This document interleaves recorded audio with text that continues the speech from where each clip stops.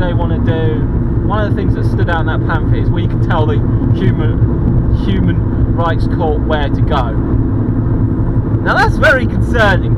Anyone who's telling a human rights court to fuck off, you've really got to question their motives and agendas, because, you know, you don't generally tell the human rights court to fuck off without generally having a really sinister agenda. You know, like say Adolf Hitler did. You know, he wouldn't have wanted the human rights courts. Nah, they would have gotten away in the massacre of millions of innocent people. But yeah, so that is certainly a massive red alarm bell as far as I'm concerned. That's the loudest. Then you've got, they want to privatise the NHS. Yay! Because we totally want a medical system that is as fucked up as what the US have. That's what privatisation does, kiddies. Yep, it has no benefit to the consumer. That's why water, gas and electric prices are so high, because it's privatised. And that is why I'm utterly against privatisation. Critical, essential services that the general population should not be privatised under any circumstance. They should be under protected law that stops them from being privatised. And the fact that we have our utility companies privatised is frankly fucking disgusting. Thank you, Margaret Thatcher, for that. But karma sort of got to her. In fact, there was actually a fun story where she got on top of herself and apparently the Queen really put her in her place. Excellent. I'd have loved to have seen that. That would have been great. But yeah.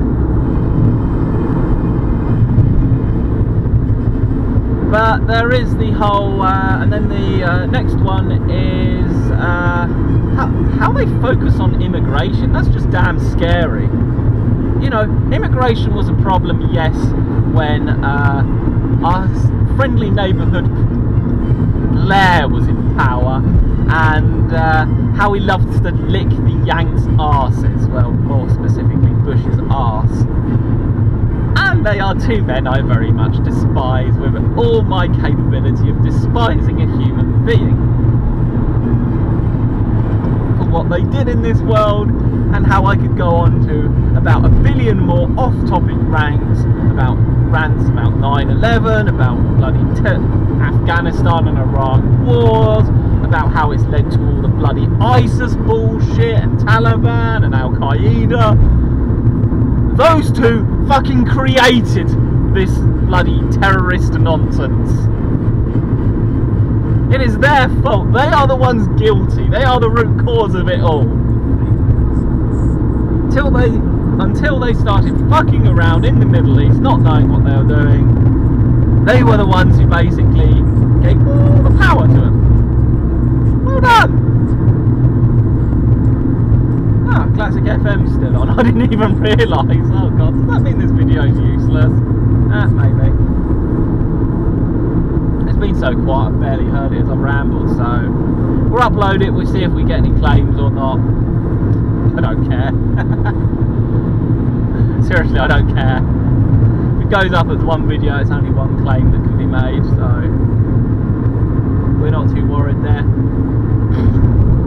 A lot of classic music anyway is out of copyright now, as people have been playing in the background all the time. But yeah, it's very much that sort of classic sort of problem there. And their focus on immigration is just scary, because it was only a problem really when bloody Blair, bloody Labour were in power and they pretty much opened the floodgates. I'd say the Conservatives have it under control, because yes, as much as people hate it, you need immigration for the country to remain healthy. You need people to come into the country who have skills that don't exist elsewhere. Yes, we don't need people coming into the country with no skill sets, because that market is pretty much saturated. But we do need people to come in who have skills which the country needs. And it's more sort of under control. I wouldn't really regard the whole immigration thing as a problem anymore, really. Okay, yeah, you've got the elite.